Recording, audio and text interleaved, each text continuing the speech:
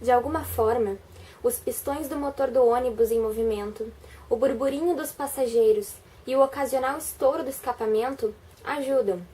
É a sinfonia do transporte, uma garantia reconfortante de que estou mais perto de minha mãe e mais longe da Mosquitolândia.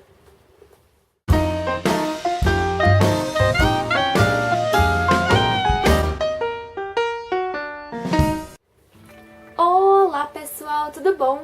Sejam super bem-vindos a mais um vídeo do Jella Reads aqui no YouTube e ao 6º dia de Veda. No vídeo de hoje eu venho resenhar para vocês o incrível Mosquitolândia do autor David Arnold.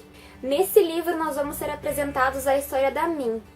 Min, que é um apelido para Mary Iris Malone, e ela não está nada bem.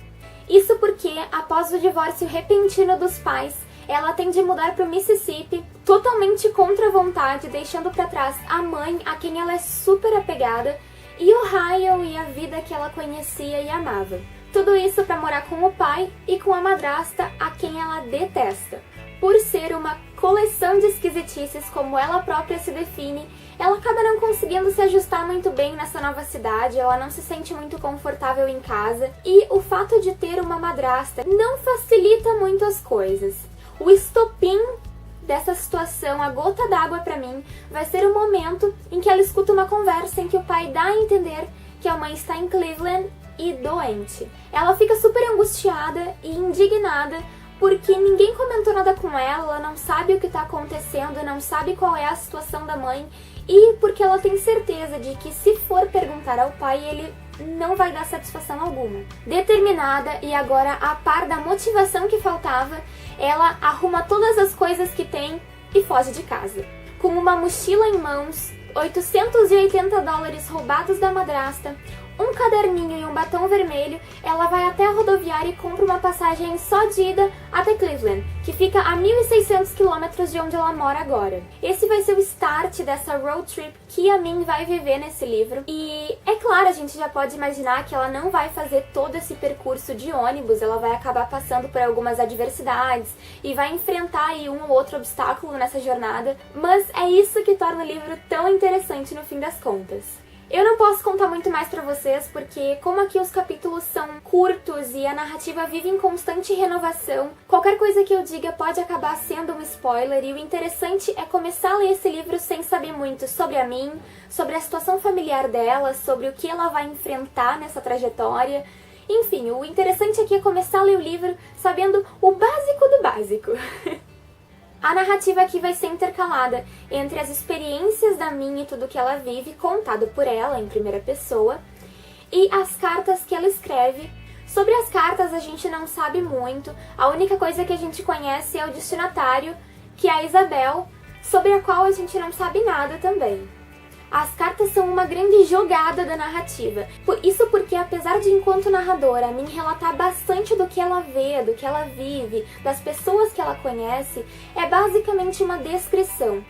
É só através dos relatos escritos por ela que a gente vai entender melhor como essa jornada está afetando-a. É ali que ela vai fazer análises mais reflexivas a respeito de como ela tem se sentido e de como essa viagem está mexendo com ela e está fazendo com que ela cresça e amadureça muito.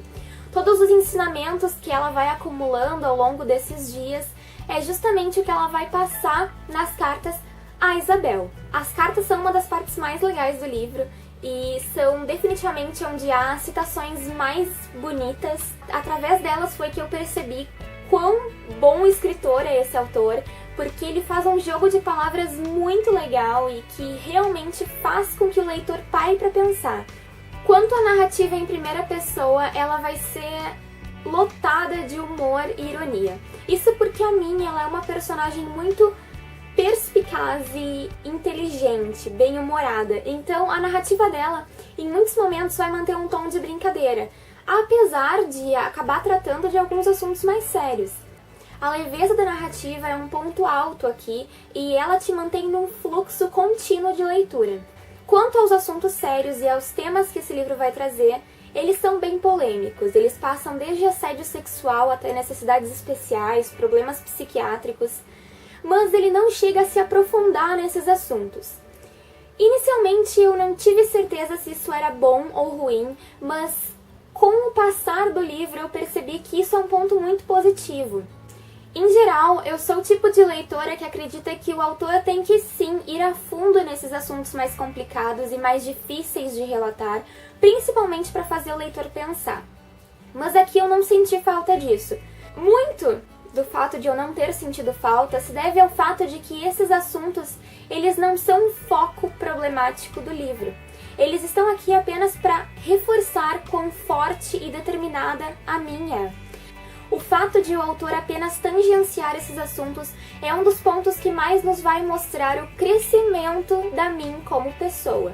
A grande verdade é que, no fim das contas, fazer um debate mais aprofundado e elaborado dessas questões fica bem fora de sintonia com o restante do livro. E apesar de serem, claro, discussões necessárias sempre, a mim vai acabar revelando como cada uma dessas situações reflete não apenas nela mesma, mas em todos os outros personagens da história. Então, no fim das contas, a gente acaba vendo todo o desdobramento dessas situações. A gente só não vai entrar numa discussão muito a fundo aqui, porque não é a intenção do livro. Quanto aos personagens, eles são incríveis.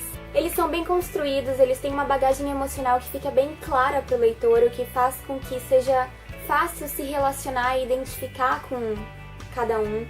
Os personagens mais incríveis desse livro são, sem dúvida alguma, o trio de amigos que vai se formar nessa road trip. O trio é composto pela Min, pelo Beck e pelo Walt. A Min é uma personagem única em todos os aspectos. Ela tem muitos problemas, algumas doenças, muitas manias, um modo super peculiar de ver o mundo e absorver o que está ao redor dela. Uma personalidade muito forte, ela é super determinada, muito corajosa, enfim, ela é uma personagem excepcional, original e diferente de qualquer coisa que eu já tenha lido ou vá ler.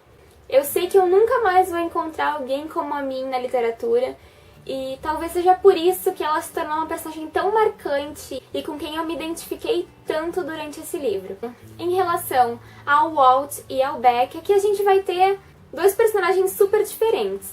O Beck é super misterioso e foi parceiro de viagem da Min na parte da viagem em que ela estava no ônibus e eles acabaram se reencontrando posteriormente. O Walt é super doce, amável, era um menino de rua que a Min acaba levando com ele na viagem que ela faz. Então, inicialmente, quando a gente para pra pensar nesses três personagens, eles não são personagens que estão em sintonia.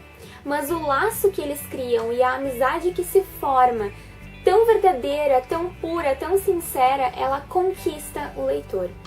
Eu poderia ficar horas falando sobre a sensibilidade desse livro, sobre quanto eu me diverti lendo e sobre todas as coisas que eu aprendi e que eu encontrei aqui, mas acredito que já foi o suficiente. Eu espero que vocês tenham gostado dessa resenha e que isso inspire vocês a pegar esse livro pra ler e a dar uma chance. Independente de qualquer coisa, tu vai ler esse livro e vai acabar encontrando alguma coisa boa e que faça valer a pena a leitura. Então eu super recomendo pra vocês.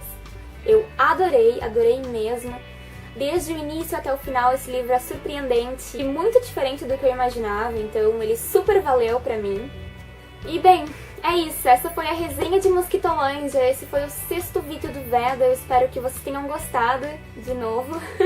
Um super, super, super beijo a todos vocês e até amanhã!